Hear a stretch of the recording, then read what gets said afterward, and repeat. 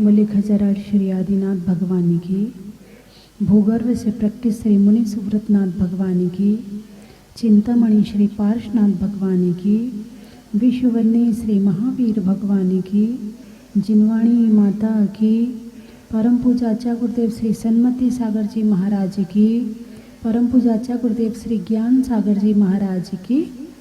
धर्म स्नेही बंधुओं, इष्टोपदेश ग्रंथ का जो मंगलाचरण था उस पर कल चर्चा की थी।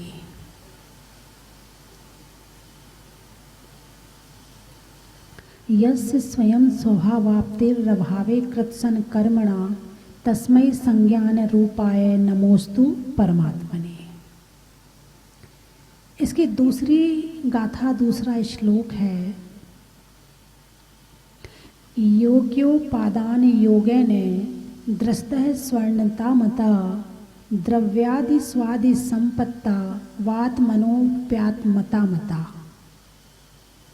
योग्य उपादान मिलने पर, योग्योपादान योगेन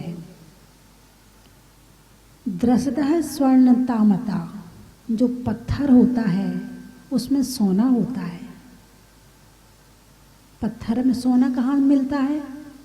पत्थर में सोना कहाँ मिलता है? पत्थर में मिलता है। लेकिन उसे शुद्ध किया जाता है। किसको? सोने को। कहते ना 22 कैरेट का है, 24 कैरेट का है। ये क्या है? ये शुद्ध किया गया। 16 ताव का है। ये क्या है? शुद्ध किया गया। इतने बार अग्नि में डाला गया है, उसके अंदर की जितनी किट कालिमा थी सारी की सारी निकाल दी गई है, सारी की सारी अलग कर दी गई है। यानी योग्य उपादान, पत्थर के अंदर सोना है, ये योग्य उपादान है। फिर उसे किसी व्यक्ति का निमित्त मिला, उसने वो विधि से काम किया जिस विधि से सोना निकलता है तो सोना निकला, नहीं तो सोना निकलने वाला नहीं था। सोना पत्थर में ही पड़ा रह जाता। संपत्तोवाद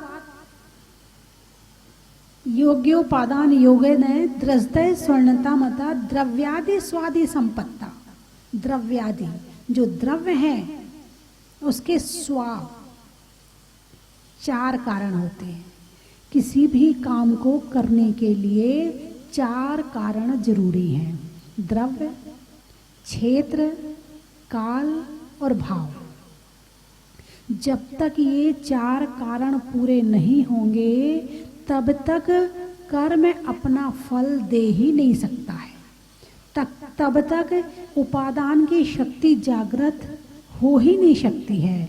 उपादान और निमित्त, आपने 2 शब्द सुने होंगे, है ना? उपादान और, चलो उपादान नहीं सुना होगा तो निमित्त तो सुना ही होगा।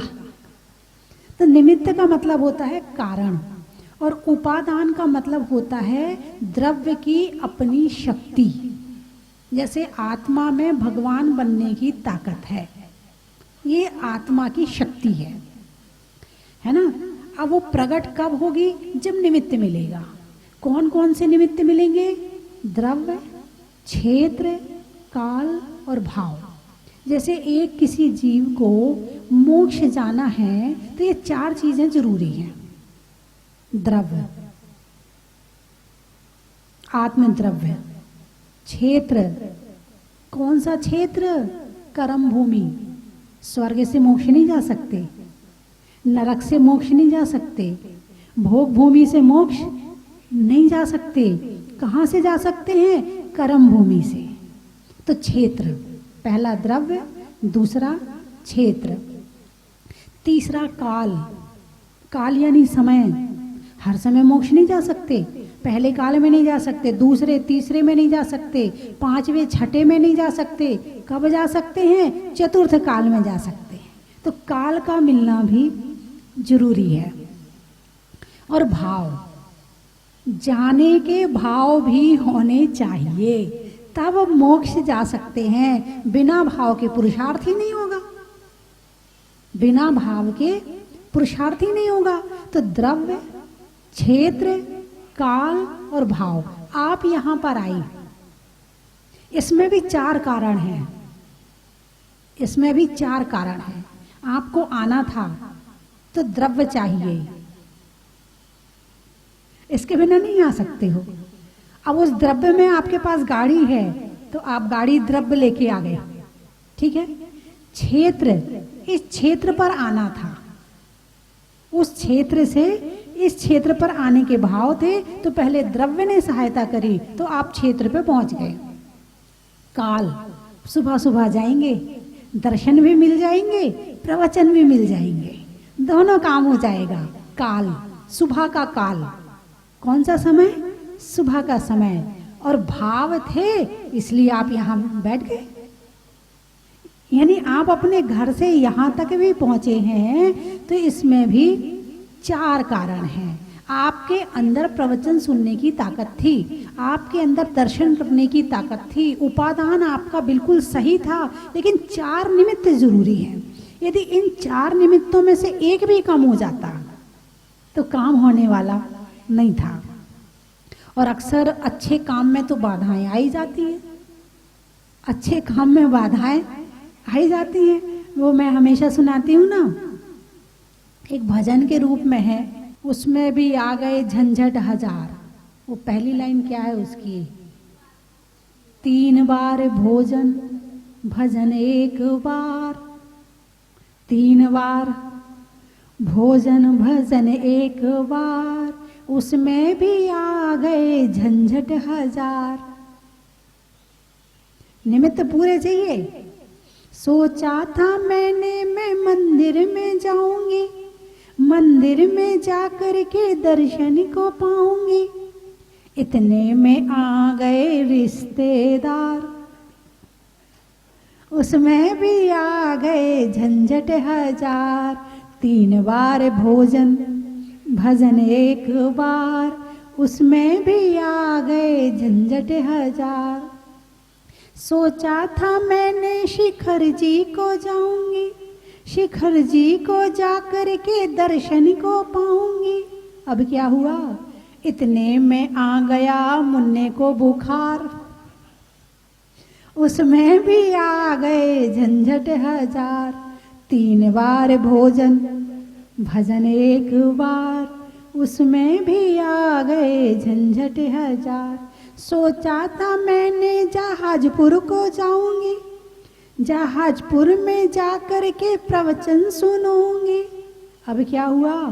इतने में कर दिया पति ने इनकार, उसमें भी आ गए झंझट हजार। 3 बार भोजन भजन 1 बार, उसमें भी आ गए झंझट हजार। यानी उपादान की शक्ति को जागृत करने के लिए निमित्त चाहिए। बिना निमित्त के उपादान की शक्ति जागृत नहीं होती है। एक यदि मिट्टी में, खान में पड़ी हुई मिट्टी को घड़ा बनना है, मिट्टी में घड़ा बनने की ताकत है, लेकिन बिना कुम्हार के निमित्त के वो घड़ा नहीं बन सकती है। मोक्ष जाने के भाव नहीं है, दीक्षा ले भी ली फिर भी भाव नहीं है, रास्ता नहीं पता कैसे जाया जाता है। आदिनाथ प्रभु तो आराम से ध्यान में लीन है, उन्हें ध्यान करना आता ही नहीं है, इसलिए फिर वो बन गए सन्यासी, छाल लपेट ली, अपना नया पाखंड शुरू कर दिया, नया धर्म शुरू कर दिया। ये धर्म वो नहीं, धर्म ये है, अपना नया धर्म शुरू कर दिया, 363 मत चला दिए। तो यदि आत्मा को परमात्मा बनना है तो भी 4 कारण चाहिए ही चाहिए। जब कोई काम नहीं होता है तो इंसान बड़ा परेशान होता है, बहुत परेशान होता है। अरे ये हो जाना चाहिए था, अरे ऐसा हुआ क्यों नहीं, इसको होना चाहिए था। अरे जब तक 4 कारण पूरे नहीं होंगे तब तक काम होने वाला नहीं है। 4 कारण जरूरी हैं। कोई दीक्षा लेना चाहता है मगर नहीं ले पा रहा है, 4 कारण नहीं मिल रहे उसको। कोई नहीं लेना चाहता है और अचानक भाव बनते हैं और ले लेता है, उसके कारण तुरंत उपस्थित हो गए, उसने दीक्षा ले ली। जब तक चारों कारण की पूर्णता नहीं होगी तब तक काम होने वाला नहीं है। तो आत्मा में परमात्मा बनने की ताकत है, लेकिन इसको जागृत करने के लिए निमित्त चाहिए। इसीलिए वर्तमान में अच्छे निमित्तों को, आत्मा को पवित्र बनाए रखना है, मोक्ष का मार्ग चाहिए है, आत्मा को शुद्ध बनाए रखना है कि आत्मा धर्म में लगी रहे, तो अच्छे निमित्तों को मिलाते रहो। यदि अच्छे निमित्तों को मिलाते रहोगे तो धीरे धीरे जागृति आएगी और कभी न कभी मोक्ष मिल जाएगा। अच्छे निमित्त मिलाने पुरुषार्थ भी जरूरी है। गाय दूध देती है मगर निचोड़ना पड़ता है। ऐसे ही तुम निमित्त के लिए बैठे मत रहना कि निमित्त खुद चल के आएगा मेरे पास तो अपने आप भगवान बन जाएंगे। नहीं, मिलाना पड़ेगा, पुरुषार्थ करना पड़ेगा, मेहनत करनी पड़ेगी। नहीं तो आप सोचो माता जी ने तो कह दिया है कि जब चार कारण मिलेंगे तब काम हो जाएगा, तो देख लेंगे जब मिलेंगे कारण तब कर लेंगे, हो जाएगा। नहीं, गाय दूध देती है मगर निचोड़ना पड़ता है। भाग्य में तुम्हारे पैसा है मगर मेहनत करनी पड़ती है। अब तुम सोचो मैं भाग्य में पैसा है, ज्योतिषी ने बताया कि भाग्य में बहुत पैसा है, तुम हाथ पे हाथ धर के बैठ जाओ तो नहीं, काम करना पड़ेगा तब वो पैसा आएगा। वो पैसा ऐसे आने वाला नहीं है। चार कारण मिलते हैं लेकिन बिना पुरुषार्थ के वो भी जागृत नहीं होते हैं। यदि मक्खन बनना है तो उसके लिए भी दही को मथना पड़ता, पूरी मेहनत करनी पड़ती है, तब कहीं जाके मक्खन निकलता है। ऐसे इस आत्मा से परमात्मा का मक्खन निकालना है तो उसके लिए भी पूरी मेहनत करनी होगी। अब निमित्त है, उपादान और निमित्त। आत्मा की शक्ति उपादान और सामने वाली वस्तु निमित्त।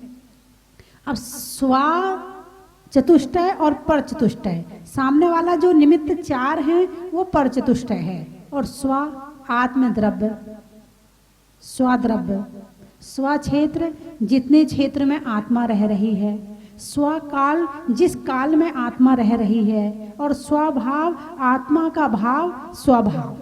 ये चार चीजें हुए तो ये स्वचतुष्टय हो गया, और जो बाहर के निमित्त हैं वो पर चतुष्टय हो गया। एक क्लास में 50 विद्यार्थी पढ़ते हैं और एक टीचर उनको पढ़ाता है, एक टीचर उनको पढ़ाता है। उनमें से एक लड़का तो 90% लेके आता है, एक 60-70 लेके आता है, एक 50 लेके आता है, एक फेल हो जाता है। 50 विद्यार्थी हैं, निमित्त एक है, निमित्त एक है, अध्यापक एक है, निमित्त एक है, और सब बच्चे अलग अलग अपने अपने उपादान के अनुसार, अपनी अपनी योग्यता के अनुसार ग्रहण कर लेते हैं। जिसकी जितनी शक्ति होती है वो उतना ग्रहण कर लेता है। तो निमित्त एक होने के बाद भी जरूरी नहीं कि उस निमित्त से तुम्हारे अंदर परिवर्तन आए। इसमें तुम्हारी अपनी योग्यता भी काम करती है, तुम्हारा अपना उपादान भी काम करता है।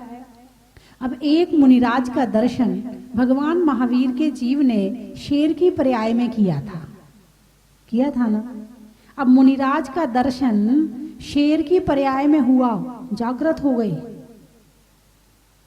क्या हुआ? जागृत हो गई।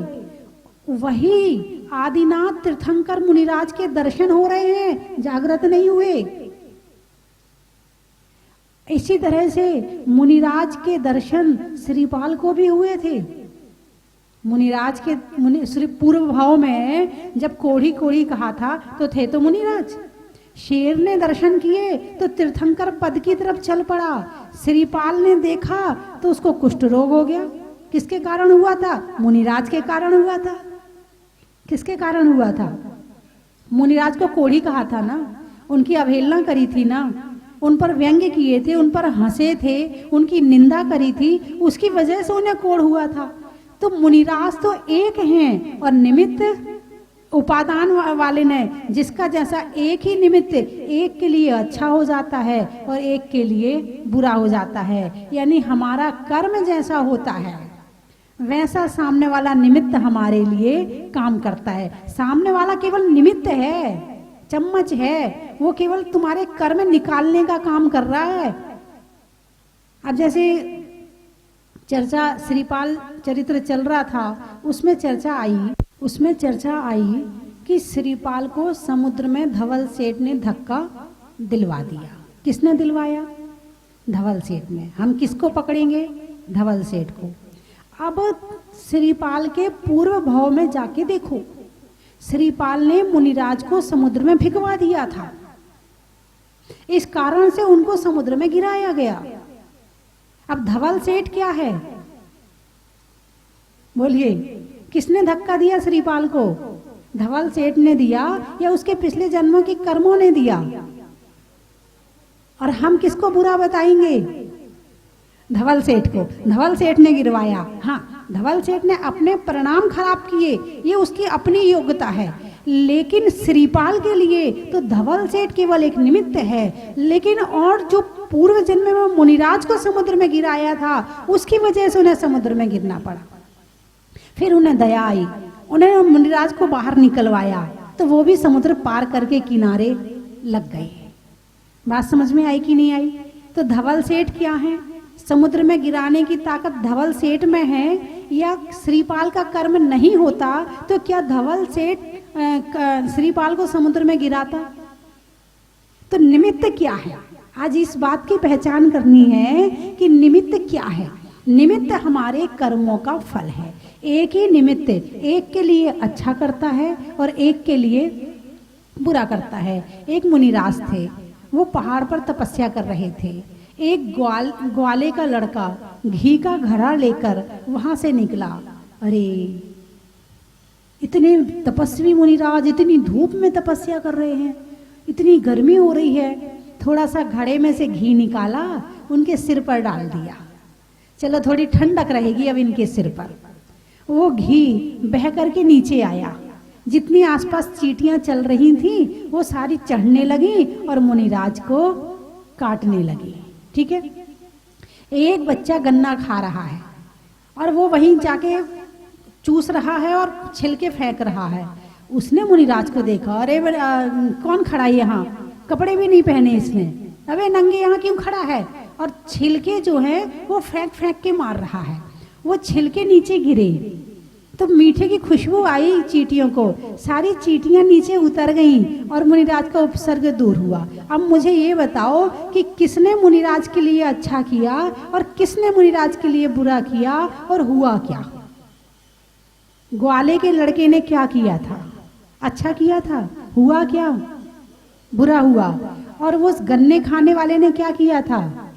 बुरा किया था। और हुआ अच्छा। तो इसका मतलब क्या हुआ कि सामने वाला हमारे लिए बुरा करता है, हमारा कर्म अच्छा हो तो अच्छा हो जाएगा, और हमारा कर्म बुरा हो और सामने वाला हमारे लिए अच्छा करता है तो वो बुरा हो जाएगा। अब जैसे कोई व्यक्ति बीमार है, आप डॉक्टर के पास जाते हो, यदि कर्म अच्छा हो तो दवाई एक बार में लग जाएगी, है ना?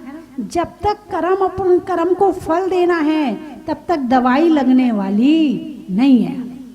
ठीक है, अब ऐसा भी हो सकता है कि तुम डॉक्टर के पास गए, फटाफट डॉक्टर ने एक इंजेक्शन लगाया और उसकी डेथ हो गई। ऐसा हो सकता है कि नहीं हो सकता? अब डॉक्टर ने अच्छा किया कि बुरा किया? अब आप ही बताओ। आप डॉक्टर के लिए वहां पर हड़ताल पे बैठोगे? नहीं बैठोगे। डॉक्टर को बुरा कहोगे? नहीं करोगे, कहोगे। कहोगे कि नहीं कहोगे? जबकि है क्या? सच्चाई क्या है? सच्चाई क्या है बताइए मुझे। सच्चाई ये है कि हमारा आयु कर्म खत्म हो रहा था, डॉक्टर निमित्त बन गया। अब कहीं एक्सीडेंट हो जाता है, उसको जाना भी नहीं था, उस व्यक्ति को जाना भी नहीं है, लेकिन वहां जाकर वैसा काम होना है। एक मैंने कई उदाहरण बताए हैं कि जब हम एक बार, मेरे आंखों के सामने की घटना है कि बस में बैठे हुए हैं, एक व्यक्ति सामने शीशे के पास बैठा है उसका मन हुआ और पीछे उसका साला बैठा है। साला आगे गया, बहुत देर हो गई जीजा जी आपको यहाँ बैठे, अब तुम पीछे जाओ मैं आगे बैठूंगा। जीजा जी पीछे चले गए और वहाँ साला बैठ गया और 2 मिनट भी बस को चलते नहीं हुए कि बाहर से बस रोकने के लिए, लूटने के लिए पत्थर फेंका और पत्थर उसे लगा, खूना खून हो गया। कहाँ बैठा था? पीछे बैठा था। कहाँ बैठा था? पीछे बैठा था। उसको सामने उठा के कौन ले गया? उसका कर्म ले गया। असाता वेदनी कर्म का उदय आया था, कर्म उठा के ले गया। जीजा का साता वेदनी का उदय था, वो पीछे चला गया। जिसको जाना होता है वो बच जाता है और जिसको बचना होता है वो चला जाता है। खाली दीपक ज्योति जलावे और भरा बुझ जावे। कभी कभी आपने देखा होगा जब आप दिवाली में दिया जलाते हैं तो तेल पूरा भरा रहता है, दिया बुझ जाता है और एक दीपक में तेल नहीं है तो भी वो जलता रहता है। तो ये सब क्या है? क्या है इसका गणित? क्या है ये सारी रचना? क्या हो क्या रहा है? हम पकड़ क्या रहे हैं? हम समझ क्या रहे हैं? हम जान क्या रहे हैं? जब तक जैन सिद्धांत को नहीं समझोगे तब तक कर्मों की गणित समझ में आने वाली नहीं है। और जब तक कर्मों की गणित समझ में नहीं आएगी तब तक हम धवल सेठ को पकड़ते रहेंगे। किसको पकड़ते रहेंगे? धवल सेठ को पकड़ते रहेंगे। धवल सेठ ने श्रीपाल को सागर में गिरा दिया। अरे वो तो बेचारा निमित्त बना था, देखा जाए तो वो निमित्त बना था, लेकिन मूल कारण तो श्रीपाल का अपना कर्म था। और यही गणित तो समझना है। इस गणित के समझते ही सारा सब हो जाएगा। एक सन्यासी जा रहा है, अरे एक व्यक्ति ने पीछे से डंडा मारा। सन्यासी बिल्कुल शांत रहा, बिल्कुल गुस्सा नहीं किया। उसने डंडा उठाया, उसको दे दिया। उसने कहा अच्छा इसने तो कुछ भी नहीं बोला, मैं तो सोच रहा था ये मैं डंडा मारूंगा तो ये मुझे मारने दौड़ेगा, इसने तो कुछ भी नहीं किया, मेरा डंडा वापस दे दिया। वो डंडा लेके चला गया। लोग पास में खड़े थे, आके पूछा, बोले आपने उस डंडे मारने वाले के लिए कुछ नहीं किया, आप कैसे हो? बोले यदि देखो मैं जा रहा हूँ, यदि इस पेड़ में से कोई डाल टूटकर गिर जाए और मेरे सिर पर लग जाए तो मैं किसको दोष दूंगा? बात समझ में आई कि नहीं आई? कर्म का उदय आया है कि सिर पे चोट लगनी है। अब वो चोट डाली के माध्यम से लगी या किसी डंडे के माध्यम से लगी, डंडा तो लगना था। एक तो प्रत्यक्ष घटना है। एक महिला थी तो वो मंदिर जाती थी रोज सुबह सुबह। उसे रास्ते में उसकी कोई सहेली थी, उसका सामान देना था, वो रोज भूल जाती थी। एक दिन आधे रास्ते में आ गई, उसे याद आया अरे मैं रोज भूल जाती। वापस घर गई, उसका सामान लिया और सामान लेकर के उसके घर का उसने दरवाजा खटखटाया। उसने मालकिन ने आके दरवाजा खोला, उसकी सहेली ने आके दरवाजा खोला। दरवाजा खोलने के बाद वो बोली बहन 1 मिनट तो यहीं रुक, गैस पे दूध रखा है, जरा मैं उसको बंद करके आ जाऊँ, फिर तेरे से मैं बात करती हूँ। वो अंदर चली गई। इतने में उसके घर की वो सामने वाले कमरे की छत गिरी, उसका सिर फट गया। जिसका नहीं फटना था वो अंदर चली गई। रोज वो भूल जाती थी सामान देना, रोज भूल जाती थी। उस दिन सिर फटना था तो वापस जाके लेके आई और उसके कमरे में जाके बैठी और उसको चोट लगी। अब बताओ तुम क्या कहोगे इसके लिए? किसको दोष दोगे? कर्म को ही दे सकते हैं। और कर्म किसने किए हैं? हमने ही किए हैं। किसी ने गिफ्ट में तो दिए नहीं है, हमने हंस हंस के किए हैं, हमने बुरे भाव बनाकर किए हैं, हमने राग और द्वेष करके किए हैं, हमने मोह करके किए हैं, क्रोध मान माया लोभ से हमने इकट्ठे किए हैं, हिंसा झूठ चोरी कुशील परिग्रह से हमने कर्म इकट्ठे किए हैं। अब वो छत गिरी तो तुम किसको दोष दोगे? उस महिला को? तेरा मकान है, तेरी छत गिरी इसलिए तू ही दोषी है, नहीं दोगे? बड़ी समझदार है आप, हैं? अच्छा तो उस महिला को दोष दोगे कि वो वापस अरे आज और भूल जाती, नहीं लाती, कोई बात न सामान ना देती, किसको दोष दोगे? किसी का दोष नहीं है। असाता वेदनी कर्म का उदय था, छत उसके सिर पर गिरनी थी। घर वाले बैठे हैं उनके ऊपर नहीं गिरी, जिसके ऊपर गिरनी थी वो द्रव्य उस स्थान पर पहुंच गया, उस क्षेत्र में पहुंच गया, उस काल में पहुंच गया और उस भाव में पहुंच गया। द्रव्य भी मिल गया, क्षेत्र भी मिल गया, काल भी मिल गया और भाव भी मिल गए। तो कहा है जब तक द्रव्य, क्षेत्र, काल और भाव ना मिले तब तक कर्म अपना फल नहीं देता। बिना फल दिए भी निकल सकता है। इसलिए अच्छे क्षेत्र में अच्छे निमित्तों के साथ रहो तो बुरे कर्म बिना फल दिए निकलते चले जाएंगे। अब मान लो आपके क्रोध कर्म का उदय आना और आप यहाँ पर प्रवचन सुन रहे हो और क्रोध कर्म का उदय आना है, अब क्या होगा बताइए मुझे, क्या होगा? मान लो घर में लाइट जल रही है और सब लोग जाग रहे हैं और चोर चोरी करने आया तो क्या होगा? करेगा चोरी? क्यों? जाग रहे हैं सब लोग, लाइट जल रही है, वो बिना चोरी किए चला जाएगा। ऐसे हम भी अच्छे निमित्त में, अच्छे भाव के साथ अच्छे स्थान पर बैठे हैं, अच्छा कार्य कर रहे हैं, तो बुरे कर्म रूपी जो चोर हैं वो बिना फल दिए चले जाते हैं। इसलिए आपके घर में अच्छे निमित्त के लिए टीवी तो है ही ना, है? दिन भर चलाए पारस चैनल, जिनवाणी चलाए रखते हो, दिन भर कभी प्रवचन सुनते हो, कभी पंच करें, ये अच्छा निमित्त है आपके लिए। यहाँ आए आप, आपके लिए ये अच्छा निमित्त है। आप सुबह के समय आए, ये आपका काल का अच्छा निमित्त है। तो बाकी चर्चा कल करूंगी, समय हो गया है। रहने में मकान का, सुबह के बाद शाम का, और आत्मा के उपादान का, करने में अभिव्यक्ति का, छोड़ने में आसक्ति का, और आत्मा के परमात्मा बनने की शक्ति का, जीवन में मनुष्य के चित्त का, मंत्री में वित्त का, और मिलने में अच्छे निमित्त का, ज्ञान के धारण का, उपवास के बाद पारण का, और कार्य होने में कारण का, कमरे में कोना का, बीज में बोना का, और पत्थर से निकलने वाले सोना का। कितने खुश हो गए सोने का नाम सुनते। बोलिए 24वें भगवान की। आप सभी को 10 लक्षण महापर्व की बहुत बहुत बधाई, शुभकामनाएं। भूगर्भ से प्रकटित स्वस्ति धाम जहाजपुर में विराजमान 1008 श्री मुनीश्वरनाथ भगवान की कृपा और परम पूजनीय गणनीय रेखारत्न स्वस्ति भूषण माता जी का मंगलमय आशीर्वाद आप सभी पर हमेशा बना रहें और ये कोरोना महामारी जल्दी खत्म हो और आप जहाजपुर आकर के बड़े बाबा के दर्शन कर सके, अभिषेक कर सके, शांति धारा कर सके, ऐसी भावना बाता हूँ। बंधुओं, 10 लक्षण महापर्व में एक दिन आता है उत्तम त्याग का, और उस उत्तम त्याग में भी महत्व है दान का।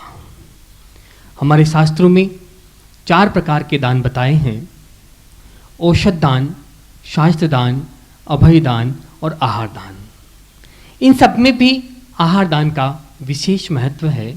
इसको विशेष बताया गया है क्योंकि श्रावक और साधु इस धर्म रूपी रथ के 2 पहिए हैं। साधु के बिना ये धर्म रूपी रथ नहीं चल सकता और न श्रावक के बिना चल सकता है। बंधुओं, आहार के द्वारा हम साधुओं के शरीर की रक्षा करते हैं और साधु अपनी चर्या के द्वारा, अपने प्रवचनों के द्वारा हमारी आत्मा का कल्याण करते हैं। इसीलिए आहार दान का विशेष महत्व बताया गया है और ये आहार दान की परंपरा चली है भगवान आदिनाथ के समय से। भगवान आदिनाथ को सबसे पहला आहार दिया था राजा श्रेयांस ने और उसी समय से ये परंपरा चलती आ रही है और इस परंपरा को हमें भी आगे बढ़ाना है। बंधुओं, स्वस्ति धाम जहाजपुर में 18 जून 2014 को भगवान को जब अस्थायी मंदिर में विराजमान किया गया, तब से लेकर के जब ये जहाज मंदिर बन चुका है, भगवान जहाज मंदिर में विराजमान हो चुके हैं। कई साधु संत, आर्य का माता जी, तपस्वी, कई यहाँ पर त्यागी वृत्ति सब यहाँ पर आए हैं और जब भगवान के दर्शन करते हैं, इस क्षेत्र को देखते हैं, तो एक बात अवश्य कहते हैं कि ऐसी प्रतिमा के दर्शन हमने आज तक नहीं किए हैं। तो बंधुओं, यहाँ पर उन साधु संतों की, त्यागी वृत्तियों की आहार की व्यवस्था के लिए पूज्य गुरु माँ स्वस्ति भूषण माता जी की मंगल में प्रेरणा से एक आहार दान ध्रुव फंड स्थापित किया जा रहा है। आप सभी से मेरा निवेदन है, आप इस ध्रुव फंड में सहभागी बने, अपनी चंचला लक्ष्मी का सदुपयोग करें, पुण्यार्जन करें। बंधुओं, आप 1,11,000 रुपये की न्योछावर राशि से शिरोमणि संरक्षक के रूप में अपना नाम दे सकते हैं। 51,000 रुपये की न्योछावर राशि से परम संरक्षक, 31,000 रुपये की न्योछावर राशि से संरक्षक मंडल में जोड़ सकते हैं। साथ ही 21,000 और 11,000 रुपये की न्योछावर राशि से आप श्रावक सृष्टि के रूप में जुड़ करके इस दान योजना में और आहार दान ध्रुव फंड में अपना योगदान दे सकते हैं, पुण्यार्जन कर सकते हैं। जो संरक्षक मंडल तक के नाम होंगे उन सभी के नाम की शिलापट पे वहाँ पे लिखवाए जाएंगे। जो आहारशाला यहाँ पर स्थापित की गई है उसके अंदर आप सभी के नाम की वहाँ पर लिखवाए जाएंगे। साथ ही आप सभी के नामों की घोषणा पारस चैनल पर भी की जाएगी। तो बंधुओं, 10 लक्षण महापर्व चल रहे हैं, आप अपने नाम की घोषणा करवा सकते हैं, अपना नाम दे सकते हैं। कंचन की थाल को सजाओ रे आज, रत्नों की थाल को भर लाओ रे आज। आओ आओ करे रे गुणगान आरती भगवन की। आओ आओ करे गुणगान आरती भगवन की। आओ आओ करे रे गुणगान आरती भगवन की।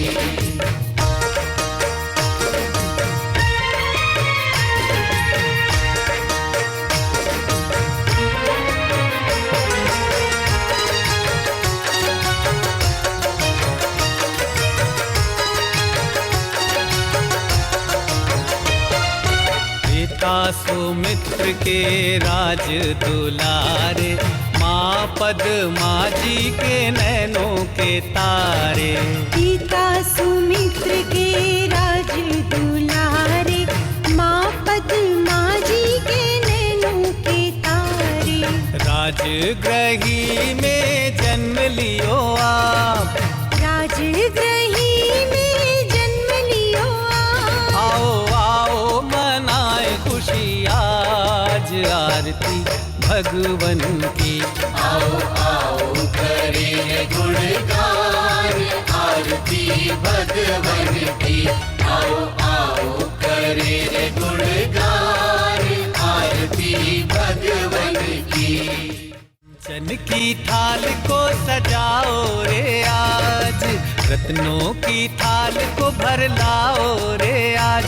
आओ आओ करे रे गुणगान आरती भगवन की। आओ आओ करे गुणगान आरती भगवन की। आओ आओ करे गुणगान आरती भगवन की।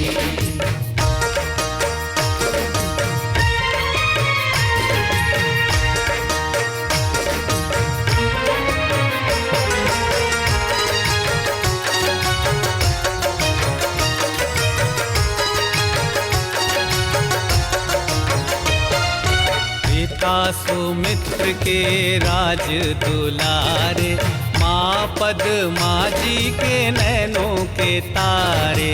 पिता सुमित्र के राज दुलारे, माँ पद्मा जी के नैनों के तारे। राजगृही में जन्म लियो आप, राजगृही में जन्म लियो आप। आओ आओ मनाए खुशी आज आरती भगवन की। आओ आओ करे गुणगान आरती भगवन की। आओ आओ करे गुणगान आरती भगवन की।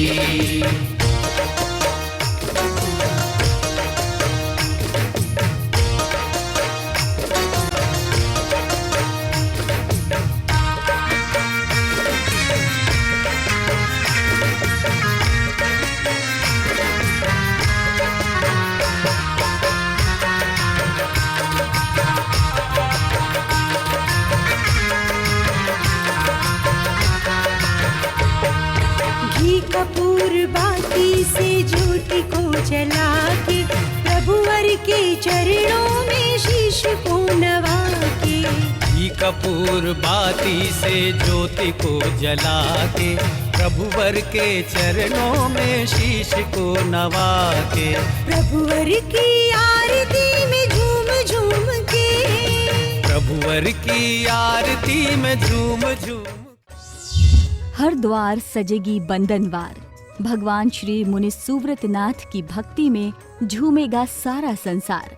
श्री 1008 मुनि सुव्रत नाथ दिगंबर जैन अतिशय क्षेत्र स्वस्ति धाम जहाजपुर राजस्थान में 51 दिनों तक लगातार मनाया जाएगा परम विदुषी लेखिका गणिनी आर्यका श्री 105 स्वस्ति भूषण माताजी का 51वां भव्य अवतरण महामहोत्सव। शुभ दिवस 1 नवंबर 2020। इस पावन प्रसंग में 11 सितंबर से 31 अक्टूबर 2020 तक 51 दिन 51 मुनि सुव्रतनाथ विधान व शांति धारा आपके एवं आपके परिवार के नाम से न्यौछावर राशि 5100 रुपए। 51 दिन में 51 लाख जाप। आज ही निशुल्क रजिस्ट्रेशन कराएं। अपना और अपने शहर का नाम जाप की संख्या के साथ दिए गए नंबर पर व्हाट्सएप करें।